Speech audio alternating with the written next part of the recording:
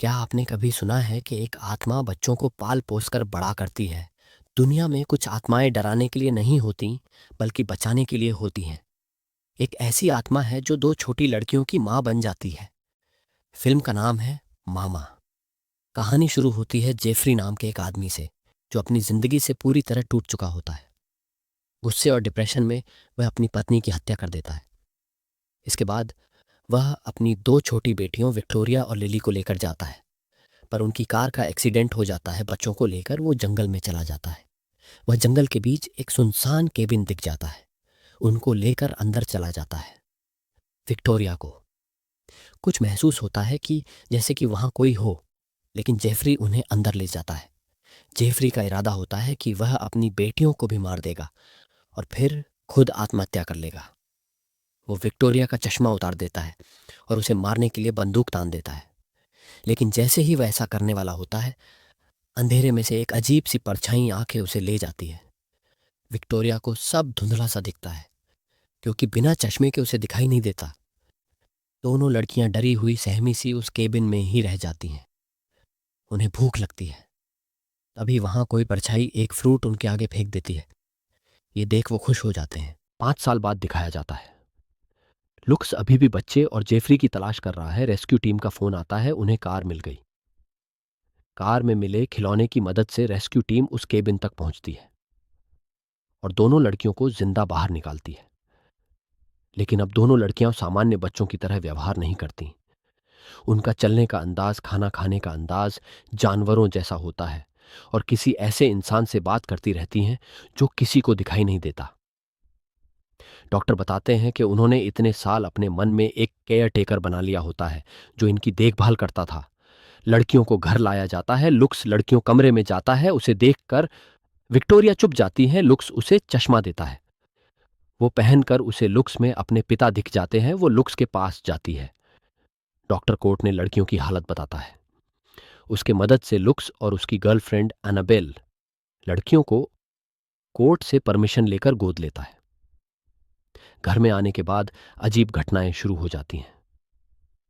Annabel को अजीब शाई चीजें महसूस होने लगती हैं। रात को लड़कियों के कमरे से आवाज आना, दरवाजे अपने आप बंद हो जाते हैं और लड़कियां बार बार कहती हैं, मामा यहां है। शुरुआत में एनाबेल को लगता है कि ये सब लड़कियों की कल्पना है, लेकिन एक रात उसे वो परछाई दिखती है। वो लूकस को कहती है बाहर जाके देखने को। लूकस जेक पहले लड़कियों के कमरे में देखता है। लड़कियों सोई रहती है। फिर बाहर उसे एक दीवार पे कुछ निशान दिखाई देते हैं। अचानक से उसके अंदर से कुछ बाहर निकल आता है और लूकस को धक्का मार देता है। लूकस सीढ़ियों से नीचे गिर जाता है और ज्यादा चोट लगने की वजह से कोमा में चला जाता है। अब लड़कियों की पूरी जिम्मेदारी एनेबल के ऊपर आती है।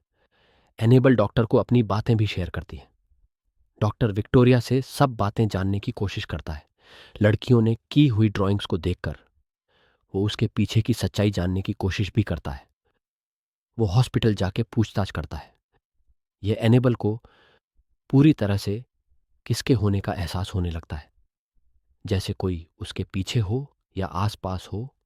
हॉस्पिटल में लूकस को सपने में उसका भाई दिखता है जो उसे कहता है, लड़कियों को बचाओ। लूकस को दौरे पड़ते हैं। डॉक्टर आके उसको बचा लेते हैं और लूकस जाग जाता है। सब उसको हॉस्पिटल मिलने आते हैं। यह अनाबेल विक्टोरिया से बात करती है। विक्टोरिया उसे बताती है कि वो ज्यादा फिक्र न करे, मामा को पसंद नहीं। डॉक्टर विक्टोरिया से मामा के बारे में बात करता है। तभी विक्टोरिया उसे भी चिल्ला के कहती है। तभी उसे पीछे कुछ अजीब सी परछाई दिखती है। वो तुरंत वह से निकल जाता है। यहां अनाबेल को सपना आता है कि एक औरत, चर्च के लोग उसका पीछा करते हैं, पर वो बच्चे को लेकर खाई से कूद जाती है। अनाबेल को उसके बेड के पास मामा दिखाई देती है और वो सपने से जाग जाती है। यह डॉक्टर उसके बिन जाता है। वह तस्वीरें खींचते वक्त मामा उस पर हमला कर देती है और उसे मार देती है। अनाबेल डॉक्टर से मिलने उसके घर जाती है, लेकिन डॉक्टर से बात ना होने के कारण वो उसकी रिसर्च को लेकर आती है। रिकॉर्डिंग सुनते वक्त उसको सब पता चलता है। यहां दोनों लड़कियों को मामा दिखती है। लिली उसको देख खुश तो हो जाती है, पर जल्द ही मामा गुस्से में उन दोनों के पीछे पड़ जाती है। विक्टोरिया को बाहर छोड़ लिली को अंदर ले जाती है। अनाबेल को पता लगते हैं। वो ऊपर कमरे में पहुंच जाती है, लिली डरी हुई रहती है, तभी पीछे से मामा दीवारों से नीचे उतर जाती है। अनाबेल बच्चों को लेकर भाग जाती है, पर मामा अनाबेल को पकड़ती है।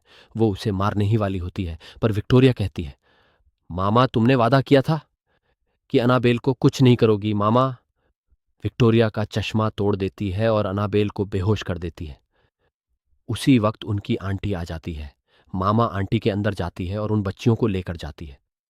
अनाबेल को होश आता है, पर उसे बच्चियां नहीं मिलती। वो कार लेकर बच्चियों को ढूंढने निकलती है। रास्ते में लूकस मिलता है। दोनों केबिन में पहुंच जाते हैं, पर वो दोनों नहीं दिखती। बाहर उन्हें वो पहाड़ पे दिख जाती है।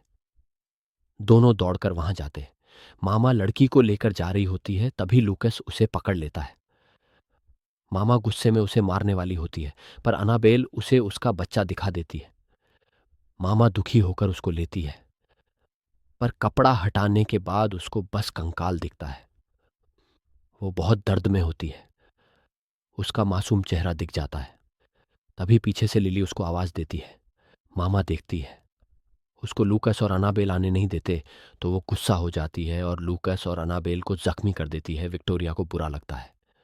यह मामा दोनों के ले जाती रहती है, पर अनाबेल फिर भी हार नहीं मानती। वो विक्टोरिया का हाथ पकड़ लेती है। विक्टोरिया मामा का हाथ छोड़ देती है, पर लिली मामा के साथ जाने के लिए तैयार हो जाती है। उसको लेकर वो कूद जाती है। विक्टोरिया, लूकस और अनाबेल के पास रह जाती है।